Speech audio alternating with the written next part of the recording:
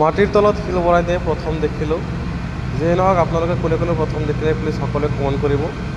আপোনালোকে দেখিছে চাগে JCB যে গৈ আছে, এই শিল আনিবলৈ গৈ আছে। আৰু ইফালে যে বৰিং কৰাৰ নিচিনা দেখা পাইছে, মানে পাইলিং কৰা বুলি কয়। বিল্ডিং এটা বনাবলৈ হ'লে এনেকৈ যে শিল ভৰাব লাগে। ইয়াতে মানে কিমান শিল আনিছিলে, এই গোটেইখিনি খালী জেগাতে দেখিছে আপোনালোকে, গোটেইখিনি তলেদি শিল মানে ভৰাই দিছে। এতিয়া এইফালেদি ভৰাই আছে, ভাবিলোঁ আপোনালোকক এটা ভিডিঅ' আপলোড কৰি কিনে